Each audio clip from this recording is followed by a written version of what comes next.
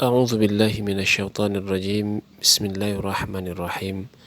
Tafsir surat Al-Baqarah ayat yang ke-30. Wa idz qala rabbuka lil malaikati inni ja'ilun fil ardi khalifah qalu ataj'alu fiha man yufsidu fiha wa yasfiku ad-dima' aw nahnu nusabbihu bihamdika wa nuqaddisu lak qala inni a'lamu ma la ta'lamun. Ingatlah ketika Rabbmu berfirman kepada para malaikat, sesungguhnya aku hendak menjadikan seorang khalifah di muka bumi. Mereka berkata, mengapa engkau hendak menjadikan khalifah di bumi itu orang yang akan membuat kerusakan padanya dan menumpahkan darah, padahal kami senantiasa bertasbih dengan memuji engkau dan mensucikan engkau. Allah berfirman, sesungguhnya aku mengetahui apa yang tidak kamu ketahui. Allah Subhanahu wa ta'ala memberitahukan keadaan penganugerahan karunia-Nya kepada anak cucu Adam, yaitu berupa penghormatan kepada mereka dengan membicarakan mereka di hadapan al-mala'ul a'la, yaitu para malaikat, sebelum mereka itu diciptakan. Dia berfirman, wa idz qala rabbuka lil malaikah, dan ingatlah ketika Rabbmu berfirman kepada para malaikat. Artinya, hai Muhammad sallallahu alaihi wasallam, ingatlah ketika Rabbmu berkata kepada para malaikat dan ceritakan pula hal itu kepada kaummu. Inni ja'ilun fil ardi khalifah. Sesungguhnya aku hendak menjadikan seorang khalifah di bumi, yakni suatu kaum yang akan menggantikan satu kaum lainnya, kurun demi kurun dan generasi demi generasi. Yang jelas bahwa Allah tidak hanya menghendaki Adam saja, karena jika yang dikehendakinya hanya Adam, niscaya tidak tepat pertanyaan malaikat, ataj'alu fiha man yufsidu fiha wa yasfiku ad-dima'. Mengapa engkau hendak menjadikan khalifah di bumi ini orang yang akan membuat kerusakan padanya dan menumpahkan darah. Artinya para malaikat itu bermaksud bahwa di antara jenis makhluk ini terdapat orang yang akan melakukan hal tersebut, seolah-olah para malaikat mengetahui hal itu berdasarkan ilmu khusus, atau mereka memahami dari kata khalifah, yaitu orang yang memutuskan perkara di antara manusia tentang kezaliman yang terjadi di tengah-tengah mereka dan mencegah mereka dari perbuatan terlarang dan dosa. Demikian yang dikemukakan oleh Al-Qurtubi, atau mereka membandingkan manusia dengan makhluk sebelumnya. Ucapan malaikat ini bukan sebagai penentangan terhadap Allah Azza wa Jalla atau kedengkian terhadap anak cucu Adam, sebagaimana yang diperkirakan oleh sebagian mufassir. Mereka ini telah disifati Allah Subhanahu wa ta'ala sebagai makhluk yang tidak mendahuluinya dengan ucapan, yaitu tidak menanyakan sesuatu yang tidak dia izinkan. Di sini tak kala Allah Subhanahu wa ta'ala telah memberitahukan kepada mereka bahwa Dia akan menciptakan makhluk di bumi. Qatadah mengatakan para malaikat telah mengetahui bahwa mereka akan melakukan kerusakan di muka bumi. Maka mereka bertanya, mengapa engkau hendak menjadikan khalifah di bumi ini orang yang akan membuat kerusakan padanya dan menumpahkan darah? Pertanyaan itu hanya dimaksudkan untuk meminta penjelasan dan keterangan tentang hikmah yang terdapat di dalamnya. Maka untuk memberikan jawaban atas pertanyaan para malaikat itu, Allah Azza wa Jalla berfirman, inni a'lamu ma la ta'lamun. Sesungguhnya aku mengetahui apa yang tidak kamu ketahui. Artinya, aku, yaitu Allah, mengetahui dalam penciptaan golongan ini, yaitu manusia, terdapat kemaslahatan yang lebih besar daripada kerusakan yang kalian khawatirkan. Dan kalian tidak mengetahui bahwa aku akan menjadikan di antara mereka para nabi dan rasul yang diutus ke tengah-tengah mereka. Dan di antara mereka juga terdapat para siddiqun, syuhada, orang-orang soleh, orang-orang yang taat beribadah, ahli zuhud, para wali, orang-orang yang dekat kepada Allah, para ulama, orang-orang yang khusyuk dan orang-orang yang cinta kepadanya, serta orang-orang yang mengikuti para rasul. Dalam hadits sahih telah ditegaskan bahwa jika para malaikat naik menghadap Rabb dengan membawa amal hamba-hambanya, maka Dia akan menanyakan kepada mereka padahal dia lebih tahu tentang manusia. Dalam keadaan bagaimana kalian meninggalkan hamba-hambaku? Mereka menjawab, yaitu para malaikat, kami datang kepada manusia ketika mereka sedang mengerjakan solat, dan kami tinggalkan dalam keadaan mengerjakan solat pula.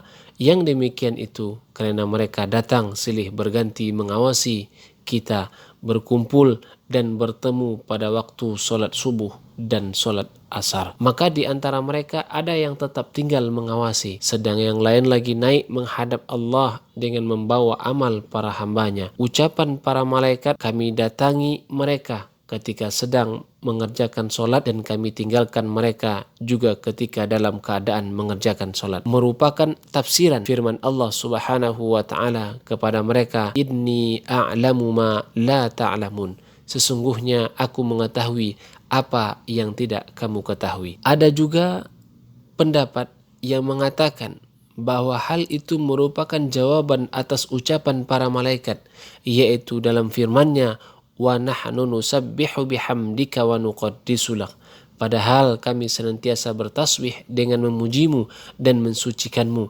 Maka dia pun berfirman, inni a'lamu ma la ta'lamun, sesungguhnya aku mengetahui apa yang tidak kamu ketahui, yakni mengetahui akan adanya iblis di antara kalian, dan iblis itu bukanlah seperti yang kalian sifatkan untuk diri kalian sendiri. Ada juga yang berpendapat bahwa ucapan para malaikat yang terdapat dalam firman Allah Azza wa Jalla, qalu ataj'alu fiha man yufsidu fiha wa yasfiku dima wa nahnu nusabbihu bihamdika wa nuqaddisu lak, mengapa engkau hendak menjadikan khalifah di bumi ini orang yang akan membuat kerusakan padanya dan menumpahkan darah, padahal kami senantiasa bertasbih dengan memujimu dan mensucikanmu. Mengandung permohonan agar mereka ditempatkan di bumi sebagai pengganti Adam dan keturunannya. Maka Allah Subhanahu wa ta'ala pun berfirman kepada mereka, yaitu para malaikat, inni a'lamu ma la ta'lamun, sungguhnya aku mengetahui apa yang tidak kamu ketahui. Maksudnya tempat tinggal kalian di langit itu lebih baik dan tepat bagi kalian. Demikian yang dikemukakan oleh Ar-Razi, wallahu alam. Bersumber dari Al-Hasan Al-Basri dan Qatadah, Ibnu Jarir mengatakan, firman Allah Subhanahu wa ta'ala, inni ja'ilun fil ardi khalifah, sesungguhnya aku hendak menjadikan khalifah di bumi. Maksudnya adalah Allah Subhanahu wa ta'ala berfirman kepada para malaikat, sesungguhnya aku akan melakukan hal itu. Artinya dia memberitahukan hal itu kepada mereka. Ibnu Jarir mengatakan bahwa artinya Allah Subhanahu wa ta'ala berfirman, aku akan menjadikan di muka bumi seorang khalifah dariku yang menjadi penggantiku dalam memutuskan perkara secara adil di antara semua makhlukku. Khalifah tersebut adalah Adam dan mereka yang menempati posisinya dalam ketaatan kepada Allah dan pengambilan keputusan secara adil di tengah-tengah umat manusia. Berkenaan dengan firman Allah Azza wa Jalla, wa nahnu nusabbihu bihamdika wa nuqaddisu lak, padahal kami senantiasa bertasbih dengan memujimu dan mensucikanmu. Abdul Razak dari Muammar dari Qatadah berkata, tasbih adalah tasbih, sedangkan taqdis adalah solat. Ibnu Jarir mengatakan bahwa taqdis berarti pengagungan dan penyucian. Misalnya ucapan mereka, subuhun qudusun, artinya subuhun Allah dan qudusun adalah menyucikan serta pengagungan baginya. Demikian juga dikatakan untuk bumi, ardun muqaddasatun, yang artinya tanah yang suci. Dengan demikian firman-Nya, wa nahnu nusabbihu bihamdik, padahal kami senantiasa bertasbih dengan memujimu, berarti kami senantiasa mensucikanmu dan menjauhkanmu dari apa yang dilakukan oleh orang-orang musyrik kepadamu. Wa nuqaddisu lak, dan kami menyucikanmu. Artinya kami menisbatkan kepadamu sifat-sifat yang engkau miliki, yaitu kesucian dari berbagai kenistaan dan dari apa yang dikatakan kepadamu oleh orang-orang kafir. Mengenai firman-Nya, inni a'lamu ma la ta'lamun, sesungguhnya aku mengetahui apa yang tidak kamu ketahui. Qatadah mengatakan Allah sudah mengetahui bahwa di antara khalifah itu akan ada para nabi, rasul, kaum yang soleh, dan para penghuni surga. Al-Qurtubi dan ulama lainnya menjadikan ayat ini sebagai dalil yang menunjukkan keharusan mengangkat pemimpin untuk memutuskan perkara di tengah-tengah umat manusia, mengakhiri pertikaian mereka, menolong orang-orang teraniaya dari yang menzolimi, menegakkan hukum, mencegah berbagai perbuatan keji, dan berbagai hal yang penting lainnya yang tidak mungkin ditegakkan kecuali dengan adanya pemimpin.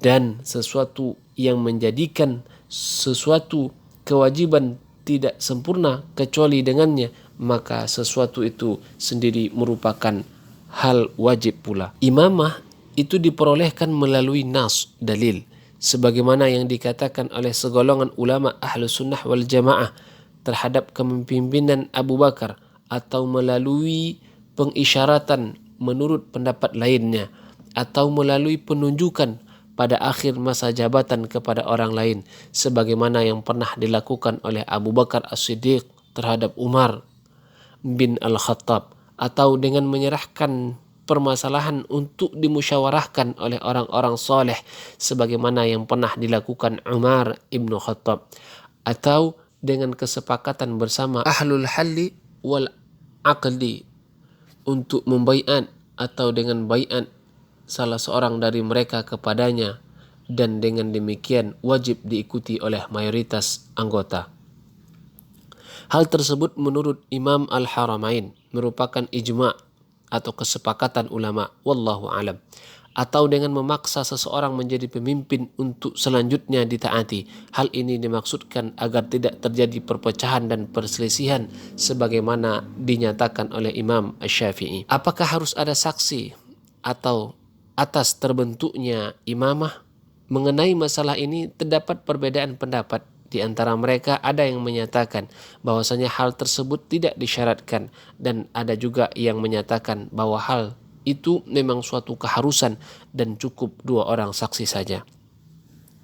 Pemimpin harus seorang laki-laki, merdeka, baligh, berakal, muslim, adil, mujtahid, berilmu, sehat jasmani, memahami strategi perang, dan berwawasan luas, serta berasal dari suku Quraisy. Menurut pendapat yang sahih, namun tidak disyaratkan harus berasal dari keturunan Al-Hashimi, dan tidak harus seorang maksum melindungi dari kesalahan. Hal terakhir berbeda dengan pendapat golongan ekstrim Rafidhah, yaitu Syiah. Jika seorang imam berbuat kefasikan, apakah ia harus dicopot atau tidak?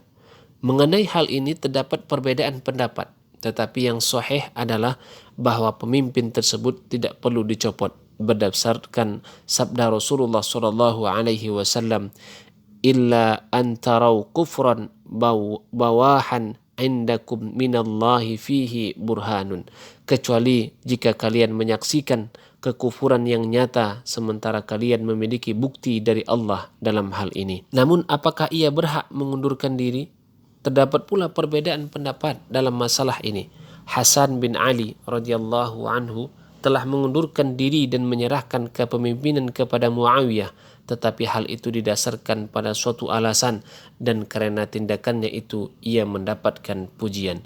Sedangkan pengangkatan 2 imam atau pemimpin atau lebih di muka bumi pada masa yang sama, maksudnya yang demikian sama sekali tidak diperbolehkan berdasarkan sabda Rasulullah sallallahu alaihi wasallam, man ja'akum wa amrukum jami'un yuridu an yufarriqa bainakum faqtuluhu kainan man kana. Barang siapa yang mendatangi kalian sedang semua urusan kalian sudah menyatu dengan maksud akan memecah belah di antara kalian, maka bunuhlah ia siapapun orangnya. Yang demikian itu merupakan pendapat jumhur atau mayoritas ulama. Ada pula yang menyatakan ijma dengan kesepakatan seluruh ulama, sebagaimana disebutkan oleh beberapa ulama seperti Imam Al-Haramain.